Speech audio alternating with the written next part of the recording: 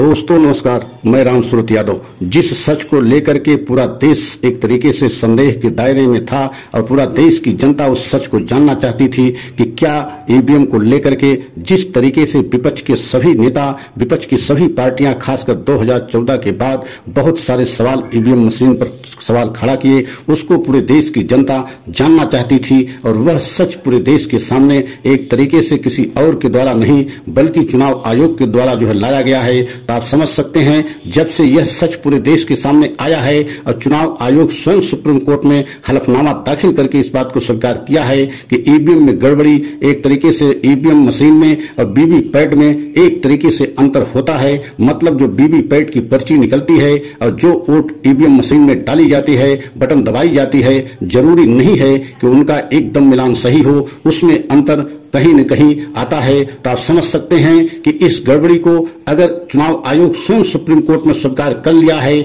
मतलब मान लिया है, तो आप समझ सकते हैं कि एक तरीके से पूरे देश में अब राजनीति जगत में तो भूचाल आ ही गया है, लेकिन देश की जनता का संदेह और बढ़ गया है। इसका मतलब है कि ईवीएम में गड़बड़ी करा करके चुनाव जीता जा सकता है, क्योंकि आपने देखा है कि बीजेपी के एक बहुत बड़े विधायक तेलंगाना के डी अरविंद कुमार ने अपने संसदीय क्षेत्र में एक सार्वजनिक मंच पर इस बात को स्वीकार कर लिया है कि जो है वोट कहीं भी डाली जाए, बटन कोई भी दबाई जाए, वोट कमल पर आएगी, जीतेंगे मोदी जी ही। तो आप समझ सकते हैं कि अब तो एक तरीके से चुनाव आयोग ने भी सुप्रीम कोर्ट में यह हलफनामा दाखिल करते हुए इस बात को मान लिया है कि वीवीपैट से निकलने वाली पर्ची और ईवीएम मशीन में डाली हुई वोट में अंतर आ सकता है। मतलब जबकि सच्चाई यही है कि जो पर्ची निकलती है इसी बात को तस्दीक करने के लिए निकलती है कि अगर पर्ची में जो वोट सही है तो वही वोट ईवीएम में पड़ी है, लेकिन इस बात को एक तरीके से चुनाव आयोग ने मान लिया है कि जरूरी नहीं है कि जो पर्ची में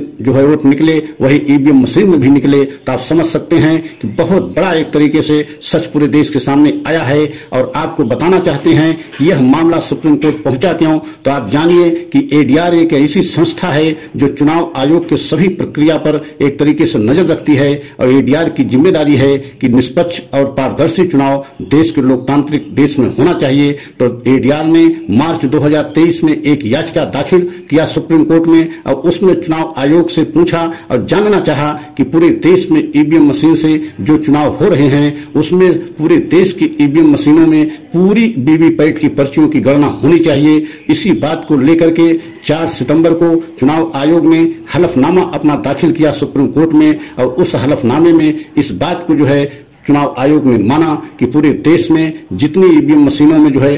वोट पड़ती है या चुनाव होते हैं, सभी ईवीएम मशीनों की वीवीपैट की पर्ची के गणना कराना संभव नहीं है, क्योंकि अगर ऐसा हम कराते हैं तो हम पुराने चुनावी प्रक्रिया में चले जाएंगे। जितना समय जो है बैलेट पेपर से मतगणना में लगता था उतना समय जो है ईवीएम मशीन के वीवीपैट की पर्ची की गणना करने में भी लगेगा। तो हम यह संभव नहीं है कि सभी वीवीपैट की पर्चियों की जो है गणना करा सकें या गिनती करा सकें। इसी बात को लेकर के जो है एडीआर ने एक रिपोर्ट याचिका दाखिल किया था, लेकिन अब तो हद तब हो गई कि एक तरीके से 14 सितंबर को चुनाव आयोग ने स्पष्ट जो है सुप्रीम कोर्ट में कह दिया कि यह संभव नहीं है कि हम जो है पूरे वीवीपैट की पर्चियों की गणना करा सकें। ऐसा संभव नहीं है और न ही चुनाव आयोग ऐसा करा सकता है। तो आप समझ सकते हैं कि पूरे देश की जनता में ईवीएम मशीन को लेकर के, खासकर गड़बड़ी को लेकर के, जैसा कि विपक्ष के सभी नेता इस बात को हमेशा उठाते रहे कि ईवीएम में गड़बड़ी होती है, ईवीएम में गड़बड़ी करा करके प्रधानमंत्री मोदी जी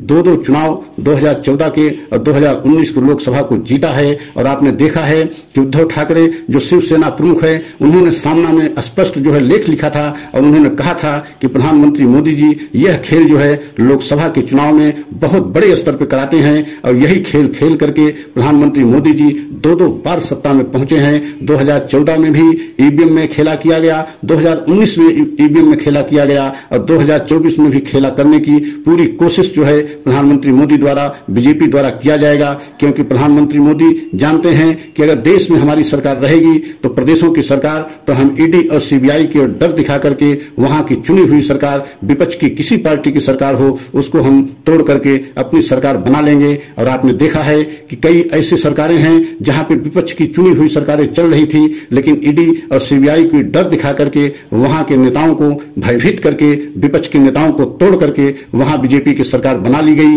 और आपने यह भी देखा है कि जिस तरीके से उद्धव ठाकरे ने यह बहुत बड़ा आरोप लगाया, अब उनके आरोपों में एक तरीके से एकदम सच्चाई भी दिख रही है कि बीजेपी के बहुत बड़े सांसद अगर इस बात को सार्वजनिक मंच से कह देते हैं कि जीतेंगे तो मोदी ही, चाहे किसी पे बटन दबाई जाए, वोट किसी को डाली जाए, लेकिन वोट सभी जो है कमल पर आएगी। और दूसरी तरफ चुनाव आयोग अगर सुप्रीम कोर्ट में इस बात को मान लेता है कि वीवीपैट और ईवीएम में मिलान एकदम सही संभव नहीं है, उसमें अंतर पाया जा सकता है, तो आप सोच सकते हैं कि इसका मतलब है कहीं न कहीं इसमें बहुत बड़ा खेला हो रहा है। और अब जबकि एडीआर जो संस्था है एकदम इस बात को मानने के लिए तैयार नहीं है और सुप्रीम कोर्ट में याचिका में कहा है कि पूरी देश की जनता को इस बात को जानने का हक है और पूरे देश की जनता इस बात से संतुष्ट होनी चाहिए कि क्या जो जनता वोट देती है उसकी वोट सही जगह जाती है कि नहीं जाती है, जनता जिसको वोट देना चाहती है उसको वोट मिलती है कि नहीं मिलती है। इसी बात को लेकर के सुप्रीम कोर्ट में एडीआर संस्था द्वारा